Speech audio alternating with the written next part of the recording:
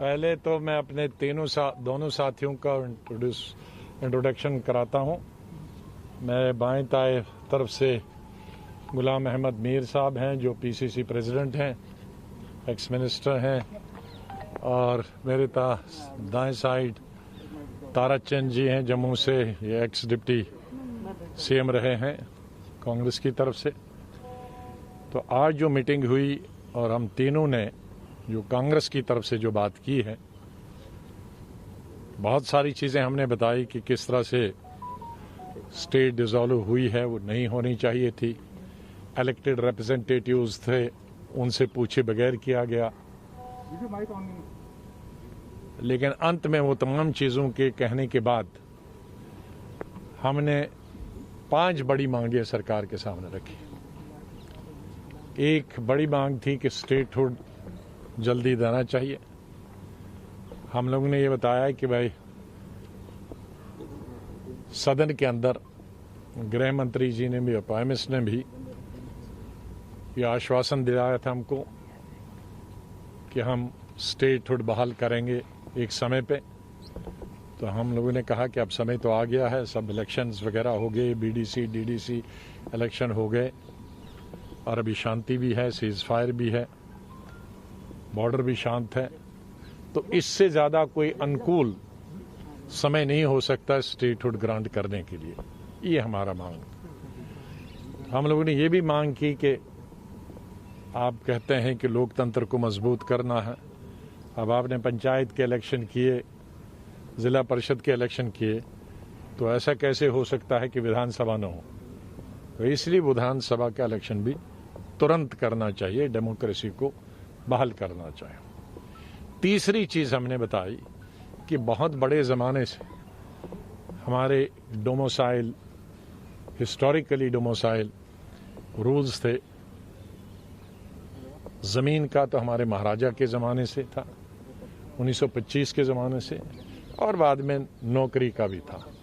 तो केंद्रीय सरकार को ये गारंटी देनी चाहिए कि वो भी जब बिल लाएगी तो उसके साथ हमारे ज़मीन की गारंटी, और जो लोकल मुलाजम हैं, IAS IPS, वो तो आते रहेंगे, तो हर स्टेट में है, वहाँ भी आते रहेंगे। लेकिन जो एम्प्लॉयमेंट की अभी तक हमारे साथ एक सुविधा थी, वो सुविधा की गारंटी देनी चाहिए। फिर हमने कहा कश्मीरी पंडित जो हैं पिछले 30 साल से वो बाहर हैं, बहुत सारे, जम्मू में भी हैं, कश्मीर में भी हैं कुछ, लेकिन अधिकतर बहुत बड़ी संख्या जो है वो बाहर है। ये हमारी मौलिक ड्यूटी है, सरकार की तो बनती है, लेकिन जम्मू कश्मीर के हर एक राजनीतिक दल और नेता की ये मौलिक जिम्मेदारी है कि वो कश्मीर के पंडितों को वापस लाएं और उनके रिहेबिलिटेशन में जो भी हमसे हो सकेगी सरकार की सहायता करें, मदद करें कि वो कश्मीरी पंडित वापस कश्मीर में आ जाएं। और 5वां पॉइंट था कि जिस वक़्त 5 अगस्त को स्टेट के 2 हिस्से किए गए और डाउनग्रेड किया गया, उससे पहले और उसके बाद भी हज़ारों की तादाद में पॉलिटिकल प्रिजनर्स थे, वर्कर्स थे, सोशल ऑर्गेनाइजेशन के लोग थे। तो उनमें से हम मिलिटेंट्स की बात नहीं करते हैं छोड़ने की, लेकिन इस तरह से जो राजनीति से जुड़े हुए लोग हैं, पॉलिटिकल प्रिजनर्स, या आपने एक डर के भय से कि भाई अगर इनको छोड़ेंगे तो कुछ होगा, उनको सबको रिहा कर देना चाहिए, उनको छोड़ देना चाहिए। तो ये 5 बड़े मुद्दे हमारे। डॉक्टर साहब, सरकार की तरफ से जो आप लोग एजेंडे का इंतजार कर रहे थे, सरकार की तरफ से क्या एजेंडा आपके सामने रखा गया था, उस पर क्या डिस्कशन है? वो ओपन डिस्कशन था जो हमारा पहले हमने शुरू हमें नहीं किया था।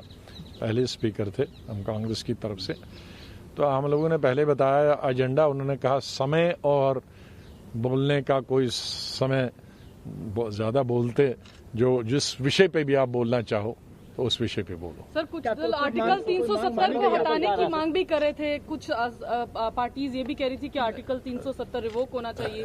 क्या इस तरह की बातें, इस तरह की चर्चा भीतर भी मीटिंग? देखो, अधिकतर लोगों ने कहा कि वो सुप्रीम कोर्ट के हैं, तो सुप्रीम कोर्ट के निर्णय का फैसला अधिकतर पार्टियों ने कहा। सर, स्टेटहुड का मामला हो चाहे इलेक्शन का मामला हो, आप प्रधानमंत्री ने कोई आश्वासन दिया आप लोगों को? गृह मंत्री प्रधानमंत्री से पहले बोले और उन्होंने कहा कि जो हम वचनबद्ध है स्टेट देने के लिए, लेकिन पहले डिलिमिटेशन हो, इलेक्शन भी हो जाएंगे, इलेक्शन भी का हम वचनबद्ध हैं और स्टेटहुड देने के भी वचनबद्ध है। तो खाली उन्होंने कहा कि सिर्फ ये इसका इंतज़ार है और इसका विलम्ब हो गया, इसकी वजह से कोविड की वजह से हो नहीं पाया, वरना अभी तक डिलिमिटेशन हो जाता तो डिलिमिटेशन ख़त्म हो जाएगी तो हम इलेक्शन के भी करवाएंगे और स्टेटहुड भी देंगे। आप लोग संतुष्ट हैं? आप लोग बैठक से संतुष्ट हैं? अब हम संतुष्ट उस दिन हो जाएंगे जिस दिन इलेक्शन में हो जाएगा और स्टेटहुड दी जाएगी। और सब ने ये एक मांग की, हम लोगों ने भी मांग की है कि फुल फ्लैज स्टेटहुड की बात हम करते हैं। सर, कोई समय सीमा सरकार की तरफ से दी गई है सर चुनाव कराने की? कोई नहीं, उसके लिए पीएम ने कहा, हम लोगों ने कहा कि पहले बुलाए, तो उन्होंने कहा कि मेरा बिल्कुल पिछले साल से ये मन था कि बुलाऊं, लेकिन चूंकि कोविड था तो कोविड में इतने लोगों को इकट्ठे बुलाना, बल्कि उन्होंने ये भी कहा कि पोस्ट कोविड ये सबसे बड़ी मीटिंग मेरे इस हॉल में हुई है, ये सबसे बड़ी है कोविड में। तो लेकिन एक विंडो निकला, तो इस विंडो में हमने बात की। आजाद साहब, आज खबर आई है कि चुनाव आयोग भी जल्दी, मतलब परिसीमन आयोग जो है जल्दी ही बैठक बुलाएगा, सर्वदलीय बैठक। वो मुझे मेरी जानकारी, आप लोग उसका स्वागत करते हैं अगर जल्दी? हाँ, जल्दी होना चाहिए। अगर इलेक्शन करना है और नॉर्मलसी बहाल करनी है, डेमोक्रेसी बहाल करनी है, हम चाहते हैं कि तुरंत डेमोक्रेसी बहाल हो जाए। हम लोगों ने ये भी बात रखी कि हम ब्यूरोक्रेसी के खिलाफ नहीं है, ब्यूरोक्रेसी एक हिस्सा है डेमोक्रेसी का और सरकार का, लेकिन ब्यूरोक्रेसी सरकार खुद अपने आप में लेजिस्लेचर का काम नहीं कर सकती है, मंत्री का काम नहीं कर सकती है। तो इसलिए ब्यूरोक्रेसी हमारे कॉन्स्टिट्यूशन में निर्धारित है, ब्यूरोक्रेसी को क्या करना है और पॉलिटिकल लीडरशिप को क्या करना है, जिसको पीएम ने स्वयं मांगा कि भाई ब्यूरोक्रेसी पॉलिटिशियन को रिप्लेस नहीं कर सकती है, उनकी एक अलग सिस्टम है काम करने का और राजनेताओं का अलग है। तो इसलिए हम लोगों ने कहा कि भाई अभी इतने साल से ये चल रहा है, तो उसकी वजह से लोगों को दिक्कत आता है, क्योंकि जिस तरह से पॉलिटिशियन मिलता है लोगों से, उस तरह से तो ब्यूरोक्रेट नहीं मिलेगा।